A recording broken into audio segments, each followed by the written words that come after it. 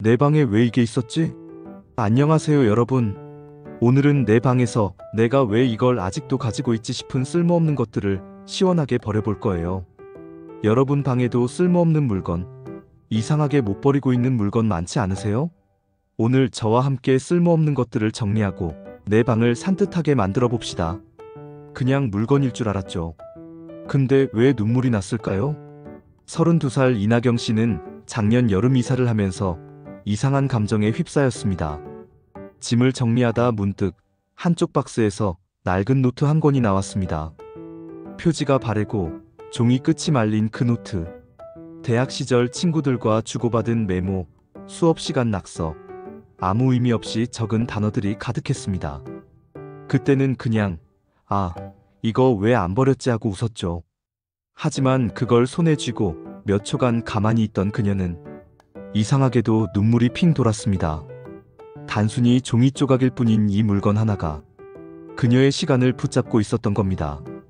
그 시절의 불안함, 설렘, 실수, 상처, 소망, 모든 게 그대로 봉인되어 있었던 거죠.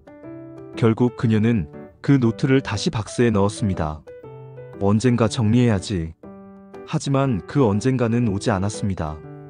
몇 달 뒤 또 같은 박스를 마주하며 그녀는 한숨을 쉬었습니다.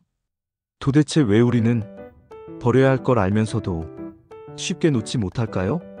왜 우리는 쓸모없는 걸 쥐고 사는 걸까? 하버드 대학 심리학과 교수 로널드 시걸은 사람들이 물건을 버리지 못하는 이유를 감정적 연결이라고 설명합니다. 그 물건 자체가 아니라 그 안에 담긴 기억, 사람, 감정에 대한 애착 때문이라는 거죠. 이나경 씨가 버리지 못한 노트처럼 우리는 단순한 물건에 그 이상의 의미를 부여합니다. 그 노트를 버리면 마치 그 시절의 자신도 없던 일이 될 것 같고 그 시절 친구들과의 관계도 끝나는 느낌이 들죠. 심지어 쓰레기처럼 보이는 것조차 어떤 이에게는 정체성의 일부일 수 있습니다. 정리 전문가 마리 콘도는 기억이 담긴 물건일수록 그 기억을 정리하는 연습이 먼저라고 말합니다. 즉, 물건을 버리는 행위는 단순한 청소가 아니라 과거의 감정을 정리하고 떠나보내는 일인 거죠. 또 하나 중요한 건 언젠가 쓸 수도 있지라는 불안입니다.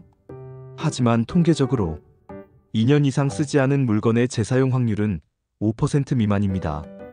그럼에도 불구하고 우리는 그 5%를 핑계로 95%의 공간을 낭비하고 있죠. 결국 우리가 물건을 버리지 못하는 건 합리적인 선택이 아니라 불안, 아쉬움, 정체성에 대한 애착 때문입니다. 버린다는 건 단절이 아니라 내 감정을 다독이며 떠나보내는 일이란 걸 우리는 자주 잊곤 하죠. 버리고 나니 인생이 달라졌어요. 이번에는 강원도 속초에서 작은 게스트하우스를 운영하는 박정환 씨의 이야기입니다. 3년 전까지만 해도 수집광으로 불릴 정도였습니다. 여행 기념품, 오래된 티켓, 옷, 책, 심지어 전자제품 박스까지 혹시 몰라서라는 말과 함께 버리지 못한 물건들이 방 하나를 가득 채웠습니다. 그가 변한 건 우연히 읽은 책 한 권 때문이었습니다. 나는 단순하게 살기로 했다. 책에서 그는 물건이 많을수록 결정이 느려진다는 문장을 보고 처음으로 스스로를 되돌아봤습니다. 정말 그랬습니다. 옷 고르기도, 가방 싸기도, 청소도 모든 게 복잡했고 피곤했죠. 그래서 결심했습니다. 딱 3개월 동안 매일 한 개씩 버리기. 처음엔 쉽게 시작했지만 일주일쯤 지나자 정말 어려워졌습니다. 그때 그는 기준을 바꿨습니다. 설레지 않는 것, 불안해서 못 버리는 것, 죄책감 느껴지는 것. 이 세 가지가 있으면 그냥 놓기로요. 결과는 놀라웠습니다.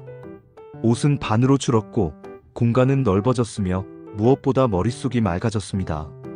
무거웠던 물건들이 사라지자 자신감과 여유가 생겼고 사람들과의 관계도 가벼워졌다고 합니다. 물건을 버렸을 뿐인데요. 사람까지 가볍고 따뜻해졌습니다. 그의 말은 단순하지만 강했습니다. 그 후 그는 게스트하우스에도 1일 1비움 체험 공간을 만들었습니다. 낯선 여행자들도 잠시 짐을 내려놓는 공간. 진짜 비움이란 공간을 만드는 게 아니라 마음을 여는 과정이란 걸 그는 알게 된 거죠. 2021년 스탠퍼드 대학교의 신경과학 연구팀은 공간 정리와 뇌의 활성도에 대한 흥미로운 실험을 진행했습니다. 한 그룹은 물건이 많은 복잡한 방에서, 다른 그룹은 정리된 미니멀 공간에서 동일한 문제 해결 과제를 수행했죠. 결과는 뚜렷했습니다. 미니멀한 환경에 있던 사람들은 집중력과 창의력이 평균 32% 더 높았고, 스트레스 수치는 절반 가까이 낮았습니다.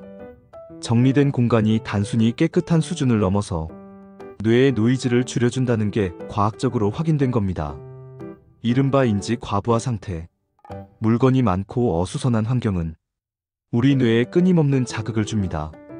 이건 뭐지? 저건 왜 있지? 작은 질문조차 집중력을 흐트리고 결정을 늦추며 뇌를 피곤하게 만듭니다. 일본의 뇌과학자 나카지마 히데오 박사는 물건을 버리는 행위는 과거의 감정을 내려놓고 현재에 집중하는 훈련이라고 말합니다. 특히 집 앞 물건이 30%만 줄어도 우울감과 무기력이 크게 낮아졌다는 연구도 있습니다. 게다가 공간이 정리되면 행동의 자동화가 쉬워집니다. 물건을 찾는 데 소모하던 에너지가 줄고 아침 준비도 청소도 효율이 높아지죠.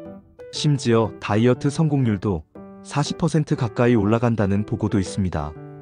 즉, 비움은 단순한 정리가 아니라 뇌의 회복이자 인생 전환의 시발점이란 이야기입니다. 그리고 그 시작은 당장 눈앞의 작은 물건 하나에서 가능하다는 것도요. 나도 당신도 버릴 수 있습니다. 정리는 거창할 필요 없습니다. 먼저 서랍 하나만 열어보세요. 가장 오래된 물건 하나를 꺼내 그 안의 감정을 들여다보는 것부터 시작해도 됩니다. 첫째, 2년 이상 쓰지 않은 물건은 용도보다 감정에 집착하고 있을 가능성이 큽니다. 그럴 땐 스스로에게 묻는 겁니다.